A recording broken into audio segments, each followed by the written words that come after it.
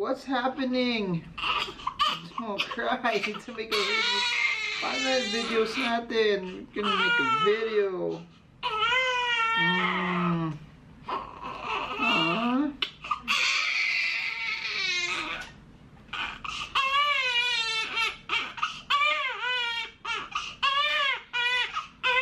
Bigat.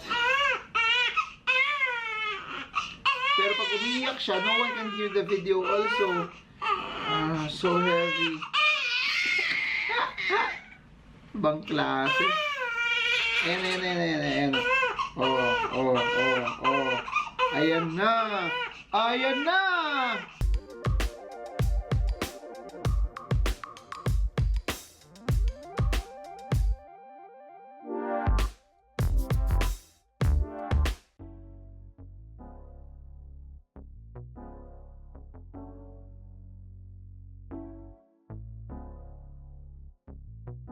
So hey guys, so I'm doing a very unorthodox video today. Something that I've never done before. As you can see, baby Satoshi is here because for some reason, no matter what happens, she can only sleep when someone's holding her, and she's also being rocked in this motion. Full disclosure, before this, she just had milk. She was laying down.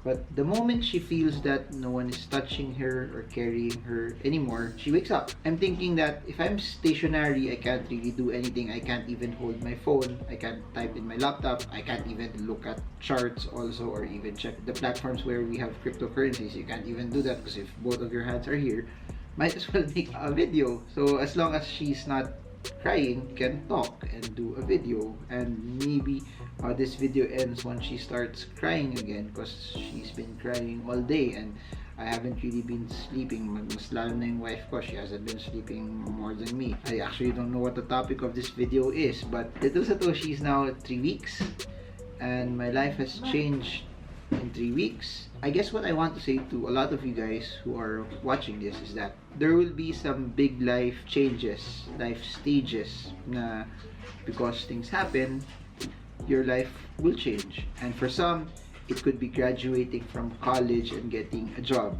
Or for some, it's losing that job and being unemployed. Or for some, it's from one job you get promoted. You used to work here in the Philippines, but as you worked here, you got an offer abroad and you're getting a larger amount of money.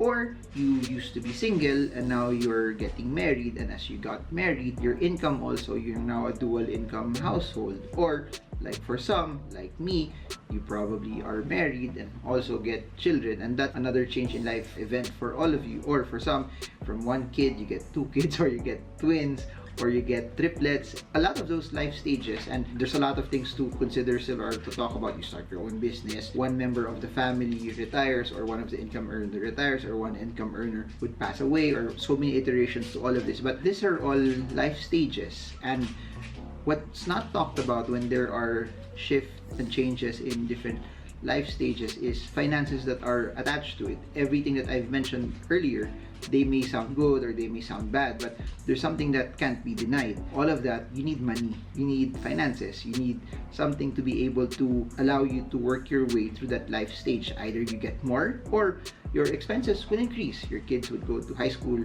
kids would go to college. You didn't have a kid before, you get to have a kid. An emergency happens that you would need to dip into your savings, and worse off also for people, they get to maybe go into debt because of that certain life stage. I want to say is this, that per life stage, you have to consider that you have to take care of your finances. That's why if you've been watching my videos also for quite some time, I've been talking about financial goals, because the whole rationale and the whole narrative of you making financial goals is that when that era of your life will actually happen, you already have the funds, you already have the finances for it, you already have the money for it, so that you are not caught off guard. That's so important also because that when you have different goals, that actually means also that you are diversifying. And as you're starting to diversify, it means that you are putting your money in different asset classes because you have different goals that some goals will be short-term, some goals will be mid-term, some goals will be long-term. And if you try to analyze it or look at it now, if you are, say, just newly married and you don't have kids yet, probably a short-term goal would be preparing that when you get kids, you have the finances to be able to take care of all of the expenses that are out there. And there will be a lot of expenses that are not talked about. People always talk about the Pampers or what if you're going to spend for milk, but there's also a lot of intangibles like the stuff that you would buy at home, crib, the carrier, or even the clothes that are going to be worn, toys, the books, etc. That could be a short-term goal. Or a mid-term goal also that you could understand and put in as a rational is you have to understand that when you have kids, especially if you're watching this and you're from the Philippines, when they hit elementary or they hit high school, you would have to pay tuition. It's not just the tuition fee, their allowances, their books, their miscellaneous, and they all add up, especially if you multiply that across over a decade of paying money from preschool, elementary, and high school. And then if you move even forward, then you have college, which is even more expensive, which would cost a larger amount of money also. So that could be also for the midterm, especially if you don't have any kids yet. You could segment that as part of your midterm goals, that when you have kids, you already have money also ready for their tuition so that you don't have to go broke, you don't have to get into debt to be able to pay for their tuition or to bring them to the school that you want. Or in the same way, you don't have to sacrifice also the quality of education where you actually want to send them. And there's a big debate on that it doesn't matter what school you go, and which I totally agree also, that your school also does not define how successful your kids will be. They could go to a school with tuition is not so expensive, but if they're really, really good, they're really industrious, they're really smart, they learn a lot from the teachers, they'll be very, very successful also. But what I'm actually saying here is that if you set your sights on something, you want them to go to this school, it's something already that you can prepare for while you are at a very, very young age already. So this is something that's boring, because who would want to save money for a midterm goal that is still relatively far away? That if you're talking about high school or you're talking about college, it's a decade away. It's something that's very, very far, especially if you don't have kids. But I'll say this over and over, time flies very fast. The more you prepare, the sooner you prepare, the better it will actually be for you. The better you won't be caught off guard, the more you won't go into debt, the more you get to also prepare how much you would actually need to earn and need to invest. And if you notice it, I'm just talking about short and mid-term goals also, but there are, while all of this is running, you also have to prepare for your long-term goals like retirement. And I think that's one of the biggest mistakes or biggest things that people don't consider.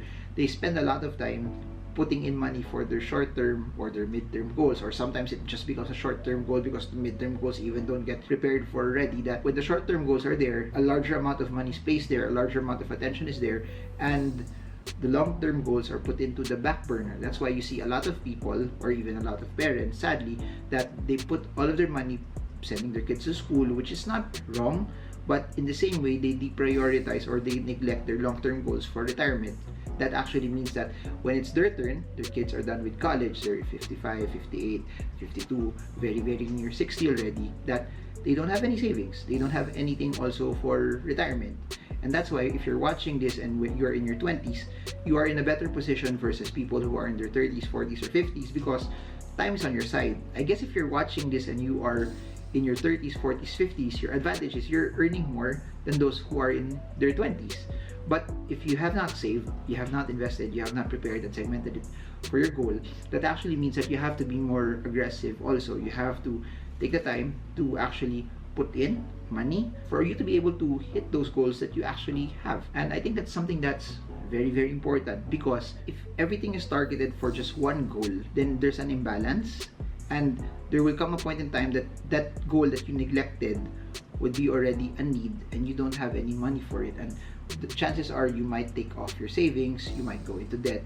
But the best thing that you can do right now is to segment them. What are my short-term goals? What do I put in? What's the amount of money that I place there? What are my mid-term goals? What's the amount that I put in? How do I segment that? Also, what are my long-term goals? How do I put in? How do I segment that? Some rule of thumbs, and I said this in other videos already, that if you're trying to target short-term goals, since you need the money already, the type of investment or asset class where you put them are the ones that are relatively liquid. You need it at a very, very fast rate, meaning the amount of risk that you should take in is very, very low.